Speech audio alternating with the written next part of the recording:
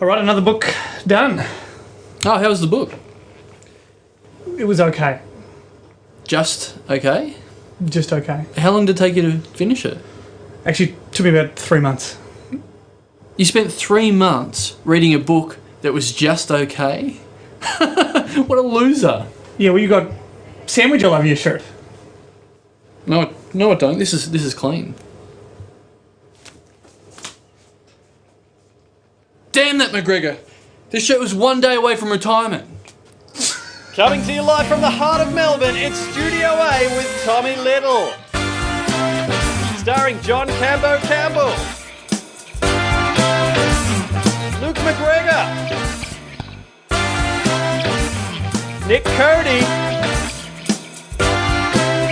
Carl Chandler, Xavier Michaelides, and Tegan Higginbotham. On tonight's show, we have comedian and actor Wayne Hope, wildlife expert Rachel Lowry, comedy from Jonathan Schuster, music from White Woods, and now please welcome the host of Studio A, Tommy Little. Ladies and gentlemen,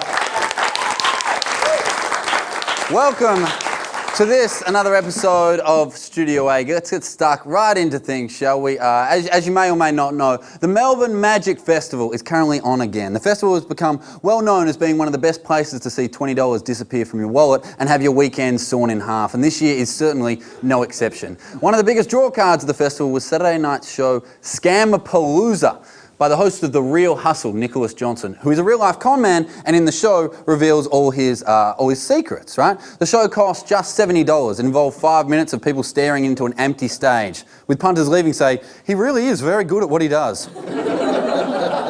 However, it hasn't been all smooth sailing, with festival organisers saying, you know what, funding has become a slight problem and we just can't make money appear out of nowhere. To which the government responded, exactly. If you could, we'd give you funding like that, because that would be amazing. Paris Hilton also makes news this week, and I'm personally a very big fan of Paris. I have one of her videos, and she was actually arrested this week for allegedly smoking a marijuana joint at the World Cup match in South Africa. She was taken straight from the ground to court, and while she waited for a hearing, people with FIFA badges were seen bringing her 7 pizzas, 12 cold drinks, and 6 waters. If that's not munchies, I don't know what is. You know, I think the only thing that would have made it more obvious if she'd also requested some Adam Sandler movies. Yet, despite this extra evidence against her, the charge against Paris was actually dropped because her friend Jennifer Rivero came out and said that the joint was in fact hers. And I think this is the first time that officially the excuse, I was holding it for a friend, has actually worked. I think Paris was even surprised. I think she was in the courtroom just going, really? That's great. I mean, thanks, Your Honour. But see, I'm personally worried that these allegations may hurt Paris, you know? If she doesn't be careful, this could see her reputation for political advisor and goodwill ambassador plummet to the point where people see her as nothing more than a rich, bimbo, reckless party girl. In other news, following a shooting incident on Saturday night, police have tasered a man and his dog in Heidelberg West. Now, I understand tasering a man, but did they have to taser the dog? What happened? Were they out of sausages? I mean, following the tasering, police then handcuffed the pooch and took him into custody. Although the dog was not a suspect in the shooting, his involvement cannot be ruled out because he is refusing to provide an accurate alibi. The police say offering the dog plea agreements isn't helping either, with one sergeant being quoted as saying, it doesn't matter how much we pat his back, he refuses to pat ours. That's a dog pun for anyone out there counting. Finally, rounding out news this week, and Julia Gillard has come out and said that gay marriage is not going to be made legal in Australia. When asked for an explanation of her policy, Julia simply said, my boyfriend is a hairdresser and I don't want any last-minute surprises. If he's going to marry anyone, I'm going to make damn sure it's me and not his co-worker Stephen.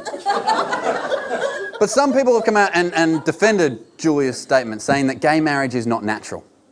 I think girls pushing prams in Dandenong with more kids than years under their belt is not natural. I think Bryn and Bernie Ecclestone is not natural. But they're both legally allowed.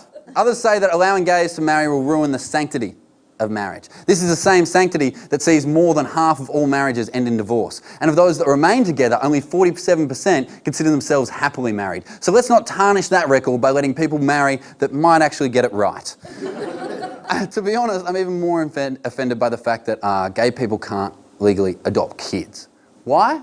Because they will make irresponsible parents. No, I'm pretty sure irresponsible parenting is what got the kid in the adoption agency in the first place. I'm no genius, but I'm pretty sure there are no gay couples out there putting their kids up for adoption. And also, people worry that if the kid has a gay couple as parents, that the kid itself has a higher chance of turning out gay. Yep. And what does it matter if we have a few more people in the world that have a good fashion sense and possess the ability to dance? Ladies and gentlemen, we have a great show for you tonight. We have the fantastic Wayne Hope, we have Rachel Lowry, we have comedy from Jonathan Schuster. Let's get stuck in. We also have our Studio A audience.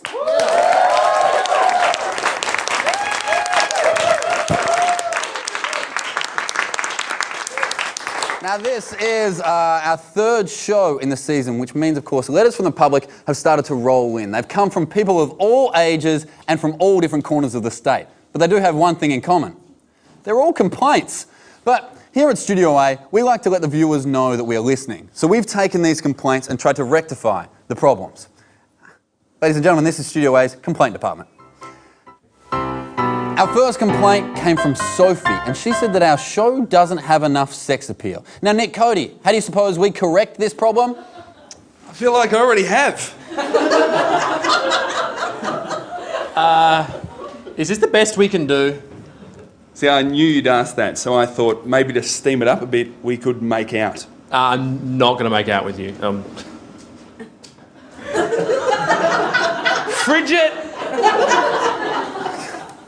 Good. We've got some man-on-man action very early. This next one comes from Lucy McBeal of Templestowe. She says, "Dear Studio A, there have been a couple of redhead jokes at Luke McGregor's expense, and it's time that everyone put their foot down and admitted that this is not on. We have a redhead Prime Minister now. No more redhead jokes." Zaven, Luke? I agree.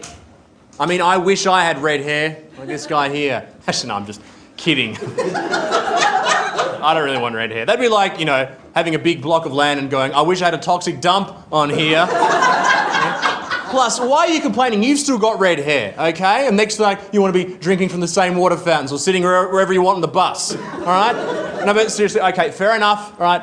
No more redhead jokes. Everyone, no more redhead jokes. So... Shut up, Ranger. Very good. The next complaint comes from Anita, and she says that sometimes the audio drops out, and so there are silent moments during the show. Carl and Tegan, do you guys have a solution for this? Sure do, Tommy. I've got Tegan here to bring in her Vuvuzela, so anytime there's silence, she can... It's just like backing music. You won't even...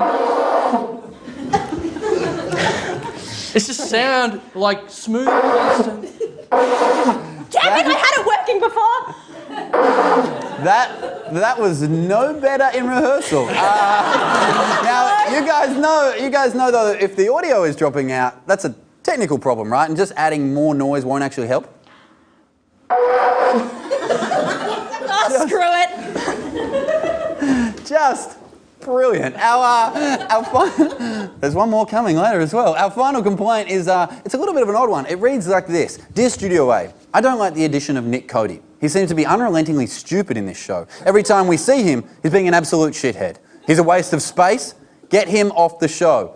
I'm sick of this idiotic goon. I think I hate him. Signed, Nick Cody. Now, Nick, this seems to be written by you, right? You don't get it, do you? Surely the point of writing a fake letter is to big yourself up? Oh, I thought I was playing hard to get. I'll be honest, you're playing hard to not call a dickhead. Fair point. All right, how about this? Dear Studio A, Nick Cody is the best. If you don't make him every second of the show, I'm going to come down to the studio and set fire to everyone. I'm going to make you wish you had never been born. Knifing people, blood spurting from your throat. Oh, what's that about your pets? Dead. I just want to go on the record saying I'm going to murder everyone in this postcode. Okay, so maybe if you can find a middle ground between the two of those, that'd be good. Yeah, I'm going to kill you first. Haven't quite found the middle ground yet there.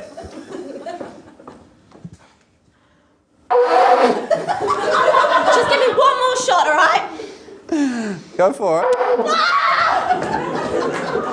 In the rehearsals, that exact thing happened, and I was like, Teague, you sure don't want to swap that and get someone else to? She goes, no, by the show, I'll have it down. Wow, as you can see, we're working on the complaints, guys. Don't go anywhere, because coming up after the break, we're talking to Wayne Hope. Don't touch the dial.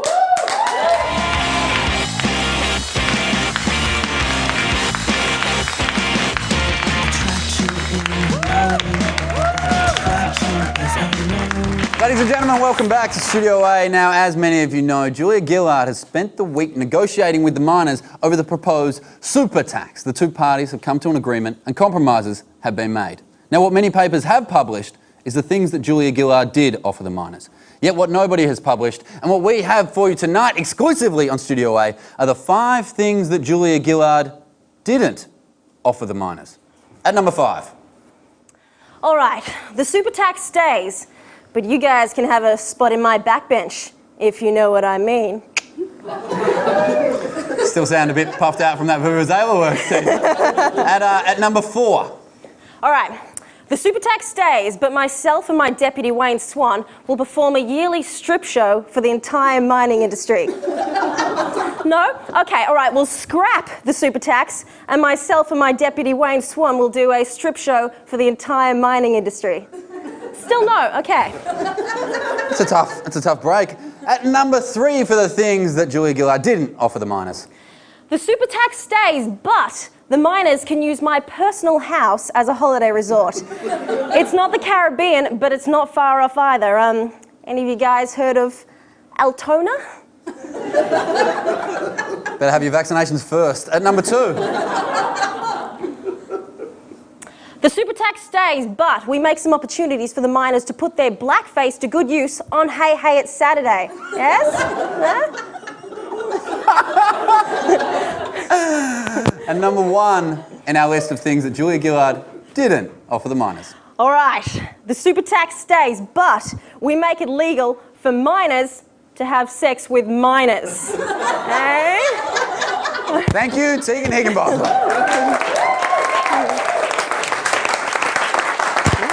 Ladies and gentlemen, our first guest for this evening is one of Australia's finest all-round talents. You've seen him in The Castle and, of course, Boy Town, and he's also written, directed and produced The Librarians. It gives me great pleasure to welcome to the show Mr. Wayne Hope.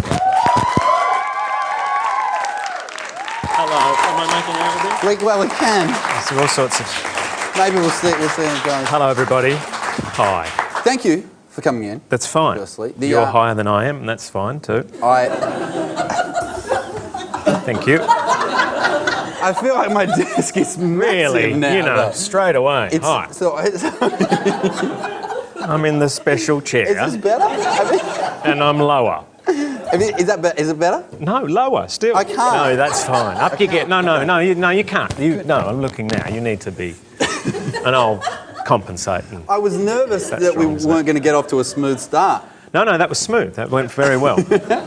The first thing I did want to ask you is I did a stage adaptation of The Castle. Did you? And many years ago I auditioned for Dale, but when I first walked in, they said, have you thought about reading for Con? And I said, you think I look Italian, don't you? But obviously being in the movie, did you get people offering you elephants with their trunks up constantly? Is that a metaphor? Are we... No. No? No. No, I've never had someone offer up their trunk, as it were, to me from the librarians. Well, I get lots of people saying, quoting the lines. People hold that film so fondly, and people have sections of the film that they've committed to memory, and, you know, they'll often come up and go, hey, you know, at the lights, how's Mum? How's Dad? And, you know, it's lovely, but I know the lines. If it helps, I had to say, loses its moisture every night for about 2 months. So, bring the house down? Never. No. It's why that film was popular. It's got me stuff. You've done so much work on Australian TV. You worked on the McAuliffe program, which, in my book, is the best sketch show Australia's ever produced. Is that fair? Oh, done. Yeah, without doubt. Look, I think there's a pocket of all boys that when that was on between the age of kind of 11 to 20, it kind of caught that group, and they absolutely love the show. My mother, however, when that show was on, couldn't get through kind of 6 minutes of it. And my stepfather at the time, he's dead now, so I can bag him. Can I bag him as well? You may after this. He famously one night, I think the first couple of episodes, I proudly sat down to go, watch this, it's a great Australian show, it's very clever, Sean McAuliffe's brilliant. And he, about 6 minutes in, turned to me and went, this is shite, and switched it off at that point. Wow, there's no place like home. If it helps. I think our whole studio audience did the first thing in our first episode of Studio A. Did they? You know, Right. it's a lot worse when it's live at the time and they're doing it. But now you're working with Robin Butler. Obviously, you guys have co-created The Librarians together. Is it true, because you play her partner as well in the show, Yes. is it true that your whole marriage was actually part of you kind of getting into character for the show? That's the whole thing is just a construction. Yeah, your marriage in real life, your 2 kids. Is this just method acting that's got out of control? Well, the first time you meet the husband in series 1, Robin plays Frances, my wife in the show and in real life, and she walks in on Terry. Terry's a sad man, quite under the thumb, and she walks in on him in the shower masturbating, and that's how we're kind of introduced to this this character, and it is not like that in real life. Any of you out there thinking it's a reality show? It's not, okay? The show's had great success. You guys have just finished filming the 3rd series? The 3rd series we wrapped last Wednesday. Was the last day of filming. First time we filmed in winter in Melbourne. Last time we'll film in winter in Melbourne. It was hideous out there. And of course you film, and it's supposed to be neutral season, so you never give away that it's one season or the other, because it can never be consistent. So you have the poor thing of Robin's in 99% of the show, and you know, you only ever wear kind of long sleeves is about as bold as it gets, so you'd kind of strip her off down to that layer and shove her outside. We're filming outside the last 3 weeks, we're on location, and you know, you could see the fog coming out of her mouth, and you know, we'd quickly try and do a take and then bundle her back up, and it was absolutely shocking, but had a ball. So with you guys working together, you know, a lot, and you're going to get back to this masturbating thing, aren't you? I promise. Go on. Okay. Well, because now I'm going, well, should I? No, I won't. You know, you wrote it together. Yeah. Were you tempted to write your character in more as the writing went on? And do you ever argue about who gets portrayed as who? Robin, you know, she may be at home laughing right now because she thinks that that Terry started off just as like a one cutaway idea, and that I kind of, you know, often when we're writing or stuff, go, it could be good if Terry came in right now. Just had a little. She reckons that he wasn't existed in the first draft, and you know, now in the 3rd series, he's kind of got a major storyline. But I can't be in it too much because I direct the show, and I can't kind of jump in front of the camera. And that's why this series, 2 of the episodes of the 8 episodes, are directed by Tony Martin. Yep. Who I think's been a guest on this show before, and we got Tony in to do a couple of episodes where I was in it a lot, and he's completely ruined them. He's an idiot. Late Show was a fluke. He's a disaster. Martin Malloy, fluke. Yeah. Malloy. We've got did the heavy lifting. We've got a clip to show from this is from the 2nd series. This is from the 2nd series. The 2 female characters, Frances is the head librarian and Christine is the children's librarian. And in the 2nd series, she was pregnant, and this is how she felt about it. What's the matter? Hey, what's the matter, Chrissy? I just found out I can't have a cesarean. Why do you need a cesarean? What do you think?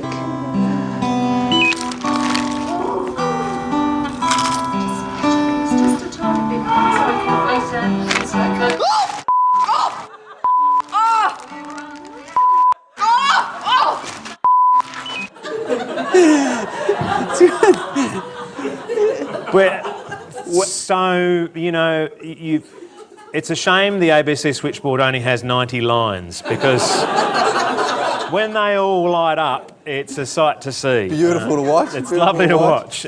When can people see season 3? Season 3 will be on, probably October sometime on ABC, around 8:30 Wednesdays. Great. Now, Wayne, I have one very quick last question to ask you. That is, you're a married man, which in my head means you're successful with the opposite sex. You've won this game. Now, me and boast, but it's okay.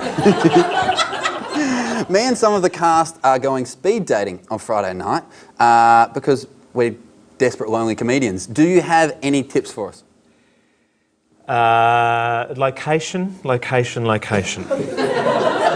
Are you saying that speed dating is the wrong location?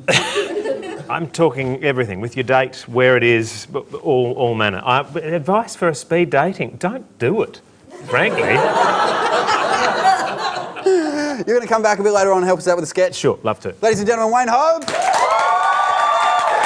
We'll be right back after the break with Rachel Lowry from Zoos Victoria. Don't go anywhere, you're watching Studio A. Seem to keep the shock at bay. I'm thinking of a face I can't recall with any name. The crowd doesn't go wild, but we're back.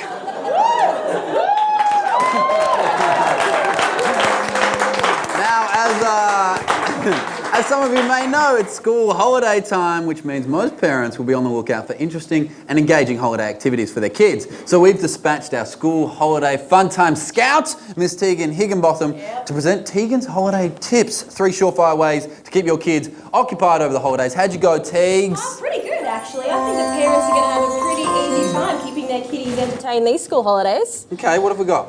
Well, first, I'd like to recommend the Melbourne Museum's Titanic exhibition, where kids can have a lot of fun learning about the 517 victims who died horrifically the night it sunk.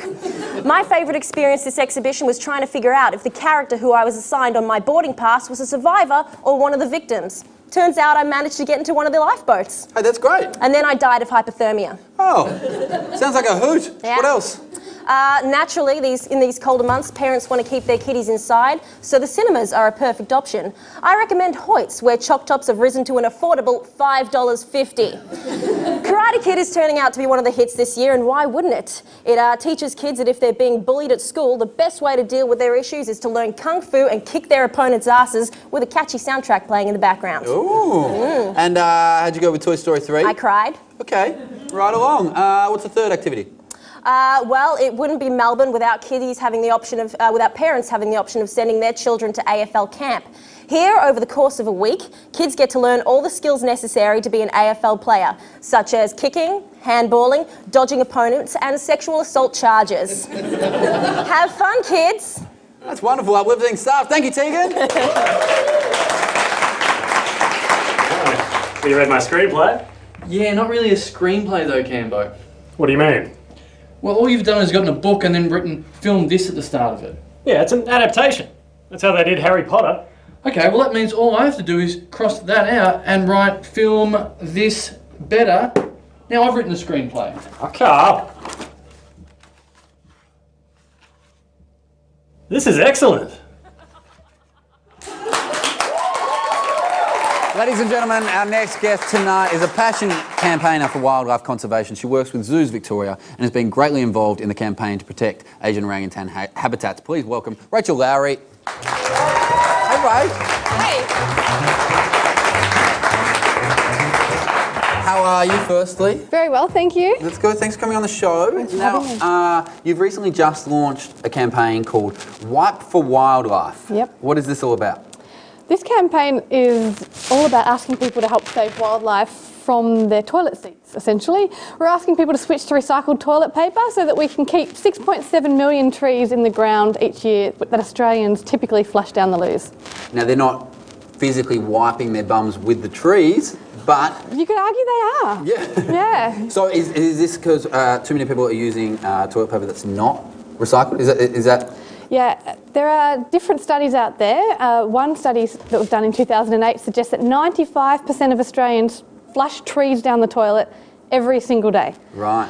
We did our own. We checked with our zoo visitors when they were coming into the zoo, and we found that most people actually use non-recycled toilet paper. So even though there's an alternative out there, which is wildlife friendly, good for the environment, we're just not using it. Right, and so does using toilet paper once and then turning it over and using it again, does that classify as recycling it? Not the angle we're going with. Okay. This particular campaign. What we're essentially saying with this particular campaign is there's lots of paper out there. We can use that paper to recycle that and turn that into toilet paper, and that's the way to go. Cool, cool. Yeah. Now, wipe for wildlife is completely different to wipe with wildlife. So different. You don't want it, using abrasive, rabbits. not Really, good, yeah. really bad, really bad. Now, you guys have got like a mascot for this campaign as well, don't you? Yeah. It's called... Oh, we brought Robbo in tonight. Yeah, but we've also got, I believe, a superhero. Oh, right. Yeah, we launched a superhero when we launched this campaign, and he's been very popular with the kids. He is saving wildlife one toilet at a time, and his name is Crapman. Crapman. I think we've got a picture of Crapman, I think, here. There we go. Anyone up on their screens? For those who didn't, he's essentially a bright green, He's a buffed individual. He's got really nice jocks on the back. It says, "My bum's guilt-free." The kids love that. And I had no idea how many toilet jokes one superhero could fit into a visitor experience at Hillsville Sanctuary. Toilet jokes never stop being funny. My team have recently discovered that. Yep. Now, you mentioned we thought seeing this campaign is about kind of protecting our wildlife and stuff. Maybe we should bring something in. You've got a surprise down here? Yeah, I've brought along a lizard for you to meet tonight. His name's Robbo, so I'll get him out for you. This is our first. If you don't count our cast as animals, this is our first animal that we've had on the show. Now he's not. This is going to demonstrate my great knowledge of animals. He's not venomous. He's not venomous. Wow. But he's a really lovely lizard. He's perfect for this type of situation, the warm studio lights, so he'd be in his comfort zone here. I feel like this is the first time I held a baby, I kind of was just like, don't break it. And I feel like this is almost the same. Yeah, thing. similar. I'm sure Robbo's hoping you think that. Don't break me, please. Don't break me. Can I? Yep, all right. Lizard handling 101, hand out. Yep. Keep his spine nice and straight. Yep, just under his legs. Beautiful. Good. This is really relaxing. Keep his bottom there. He'll let you know if he doesn't like it. Okay, how will we do that? Probably scurry out of your hand pretty quick, so hold on to him. So we're hoping Robbo doesn't go screaming across the floor here. Yeah. Now, I thought, Robbo, hey, you're all right? He's doing good. You're doing really well. He's still alive? Yeah, he's looking good. Okay. Rachel, I have a game to play with you. Oh yay. Chill out, Robbo, chill out. We have a game here that we sometimes play with our guests. It's called Final Five for the Mystery Prize. Okay. Now what it is, as Robbo, you think, is he still having a good time? He might be after a bit of support. There we go. I got you, buddy. I thought it was like a dog, and I'm like, he's wagging his tail, he's happy. Now these are 5 questions. All you have to answer is true or false. Now, as I said, I'm not great with wildlife, so forgive me if I've got any of these facts incorrect. Okay. These questions, true or false. If you get enough right, we'll give you the mystery prize. Are you ready to play Final Five for the mystery prize? Yes, let's do it. Here we go. Quick snap. True or false? It's illegal to hunt whales if you have a letter from your mum. False. Foxes are not, in fact, good-looking animals. True. Drop bears are related to caramello koalas. True. Bottlenose dolphins got their names due to a tendency of alcoholism. True. And lastly, in the final 5 for the mystery prize, all dogs are male and all cats are female. False. Congratulations, Rachel Lowry. You win our mystery prize for this week, which is a trophy from the Wattle Park Saints Under-14s Basketball, the Coaches Award, made out to someone named Sam. Always wanted one of those. Thank you. Now, Rachel, just before we just before we go, if people want to find out, firstly, if they're watching this and they're going, you know what, I don't think I used the right toilet paper. What's if they walk into a supermarket, what's the first thing they should look for in terms of the right stuff to buy? Well, I should admit, when I studied zoology at university, I never realised I would learn so much about toilet paper in my career. But you should be looking out for made in Australia, 100% post-consumer waste recycled, and no toxic bleaches. And it's a bit of a shame campaign as well, because we're sticking stickers on places that are doing the right thing with a big thumbs up and thumbs down. I checked out your studio. How do you think you guys went? Oh, just because I know it's run on a very tight budget, there's probably a phone book next to the toilet. You guys are tree flushers, so I want you to work on it. We'll fix it, I promise. Yeah, and if they want to find out more about the campaign, they can visit zoo.org.au/wipe. Ladies and gentlemen, please thank Rachel Lowry. Thank you. Nick, were you named after anyone? Yeah. Well, who was that? Someone named Nick. Yeah, but who was that? I don't know. I'm just saying I'm not the first person in the world to have the name Nick. Yeah, but it wasn't someone in your family. Could have been Uncle Glenn. His name's not Nick. Then no. You're an idiot. Could be. As my granddad Nick used to say, you're an idiot, Nick, and I wish you'd never been named after me. All right, I'm going. That's what Grandma Nick said too. Ladies and gentlemen, still coming up on the show, we've got... Camera left. No, tight angle, camera 3. Drop the levels, we can hear your voice. God. Sorry, what are you guys doing? Oh, we're just playing this new iPhone game. Yeah, it's called Low Budget Community TV Show. It's great, Tommy. You play a host of this low-budget weekly TV series. You've got to get through an entire episode without being distracted by annoying cast members. Okay, well, maybe you guys can play it somewhere else? Oh, yeah, sure. No problem. Not really what I had in mind. Wow, these guys just won't leave. No, look at these ratings drop. This is some unprofessional work. Yeah, we're kind of in the middle of the show, guys, so... I know, right in the middle of the show. These guys are annoying me. We're trying to host a show and these guys are mucking around being idiots. Oh, God. Really, guys, have you got to the level where the lanky guy and the weird bald guy with the tie interrupt? Oh, yeah. I'm on that right now. The only way to beat them is to throw to commercial break, take them outside and cross the T's, if you know what I mean. I don't, so let's go straight to a commercial break. Coming up, we have more comedy with Wayne Hope and Mr. Jonathan Schuster.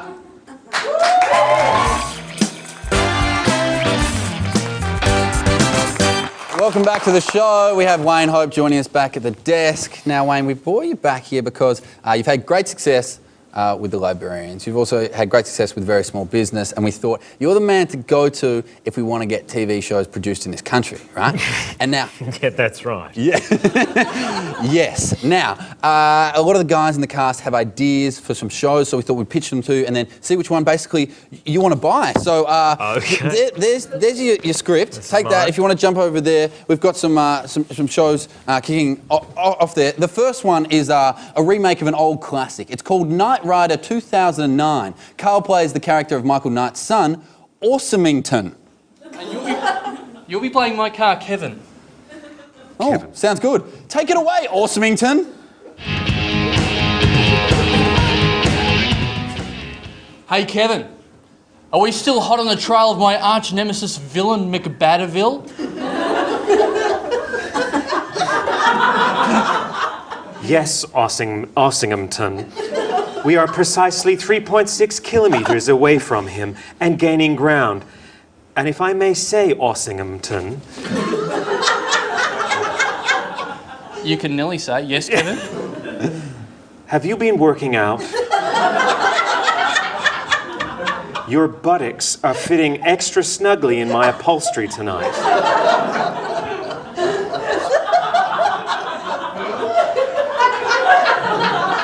This is...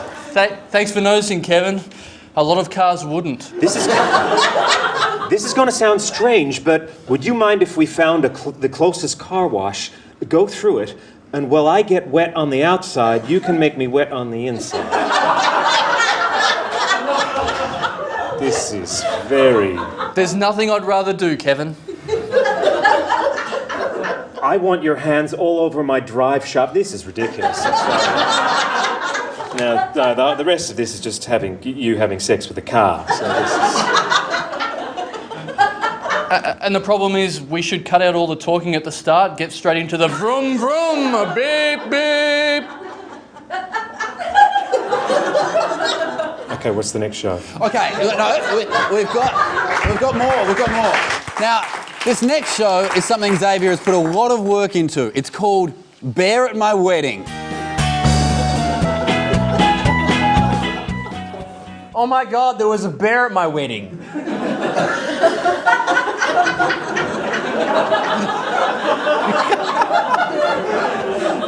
I can't believe there was a bear at your wedding. I know, but there was. Toby McKeith, lazy-eyed detective. Okay. So this is a show about a guy that had a bear at his wedding and his friend with a lazy-eyed detective. Is that it?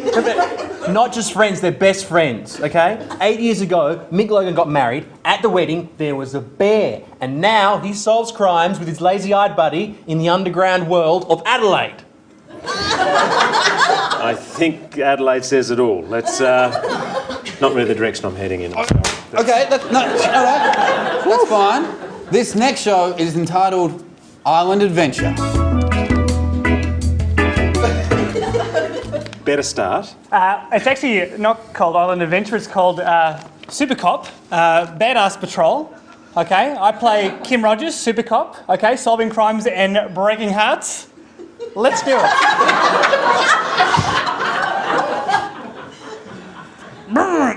It's a hard life out there for a Super Cop. I can't imagine in the land of mime, especially. You're the greatest hero of all time, Kim Rogers. Yes, I am. Thanks for putting it out, Stinky Cliff. A mentally handicapped psychic. None of this in the email you sent me. Not a scary. Hey, Kim Rogers, you'll never defeat the greasy trouser snakes. Oh, really? Wow. You sure can fight, Kim. I'd hate to be him in that fight. Even if you were acting, it'd be tough. Especially as the handsome actor playing the well-thought-out character Kim Rogers is deceptively strong. I'm going to try and hang out with him off-screen sometime. Even though he's playing a super tough badass, he'd probably fit just as well into a library setting. I should definitely cast him in my TV movie sequel, The Librarians to The Shushaning. It's pretty. Okay, I've definitely had enough of this show. Of course you have, it's because it's excellent. Very good. So, you're keen to buy the show then, Wayne? No, that's certainly not what I mean. Okay, it's okay. I've got another idea. All right, so it's basically just me living my life, and then the ABC would pay me to live my life.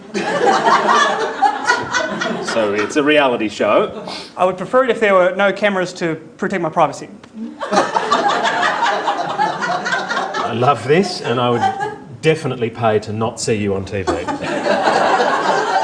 Okay. All right, we have a winner, ladies and gentlemen. Mr. Wayne Hope.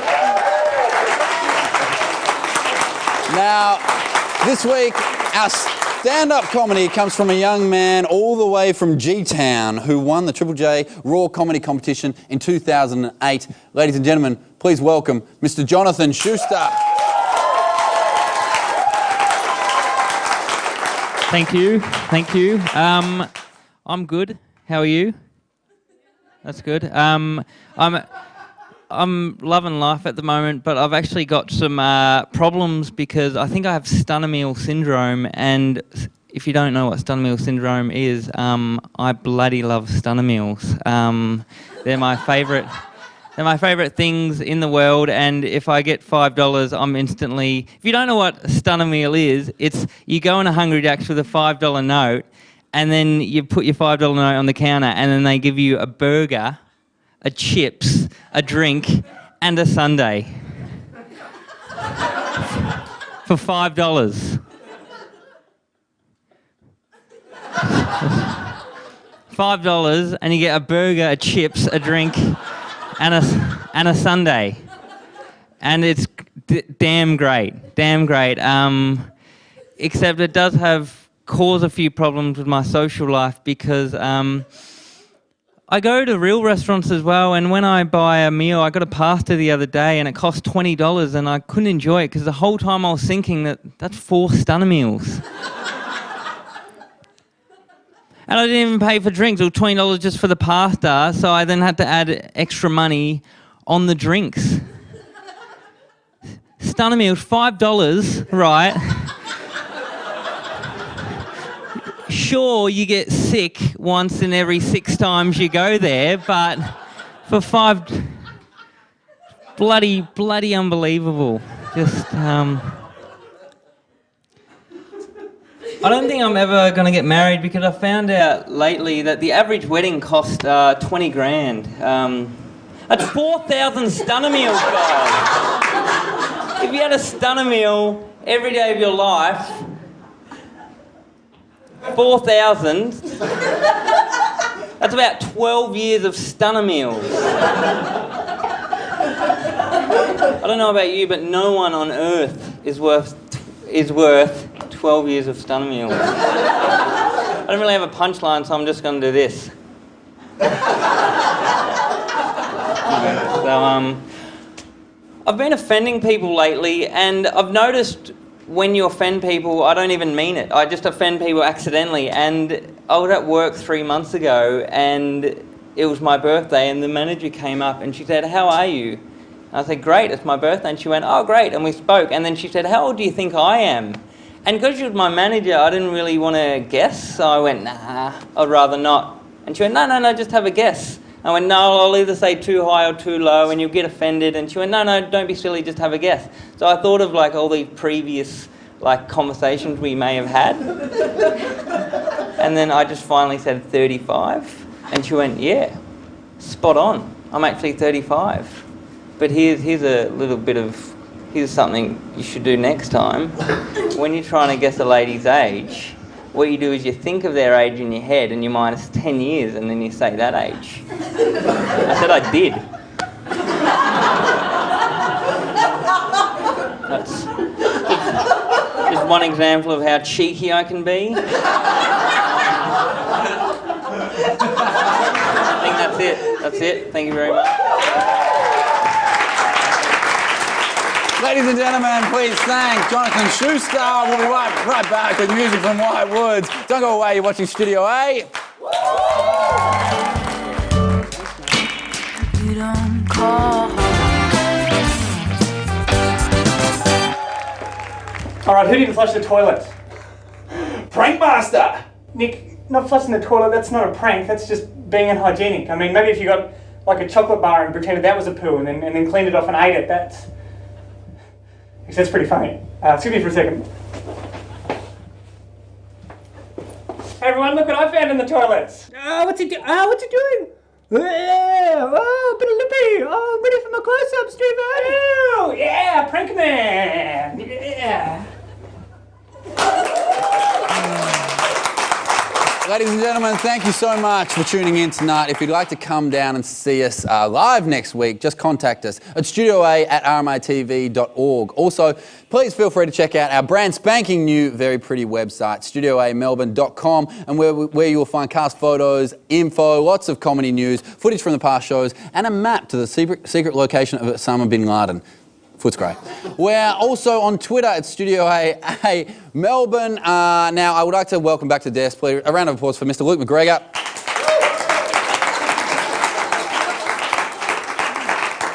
Now, Luke, do you know why I brought you back to the desk? No, I don't actually. We are going speed dating Friday night. Yes, that's right. Have you got any tactics?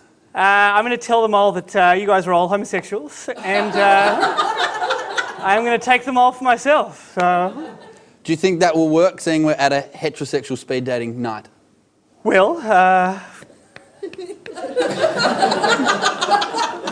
mean, I'm just saying, no, it's a good plan, it's a good plan. I probably shouldn't have told you it before the actual day, but the plan stays. I knew you were scheming. I knew you had something up your sleeve, which is why I thought I'd get out. Do you have any other plans?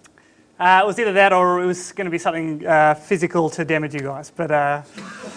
you know, it's just going to be, maybe some of you guys get hurt, some of you guys homosexual. I'm thinking it's still. I'm going to win. So you're going to be able to easily point us out. You know all the guys with the broken legs? All gay. Yes, they got it from being homosexual. I'm still working on it. This sounds flawless. I can't wait. No, thank you. Ladies and gentlemen, please, a big thanks to all the guests we had on tonight. We had Wayne Hope, Rachel Lowry, and Jonathan Schuster. Please give it up. Finally, to take us out tonight, they have a new album called Bell Play out and are here to perform the song Sea Sickened. Ladies and gentlemen, please welcome White Woods.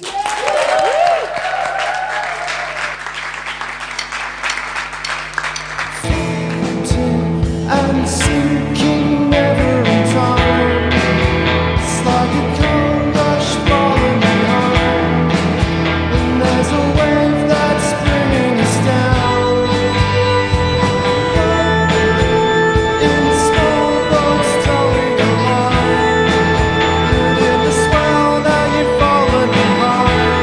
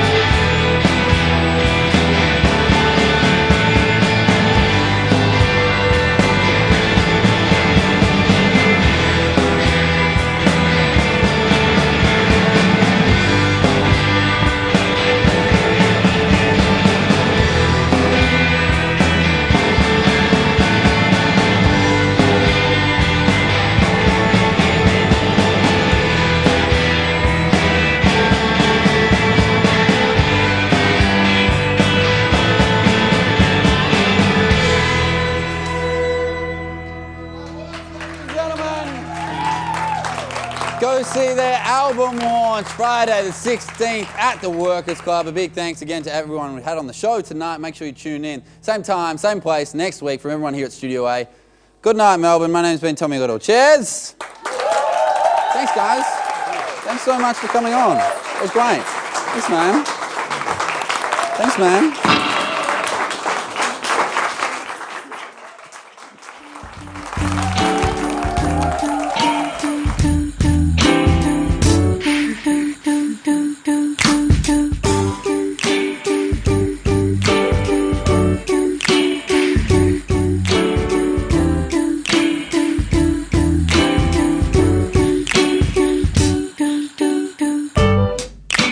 It's not that you don't call.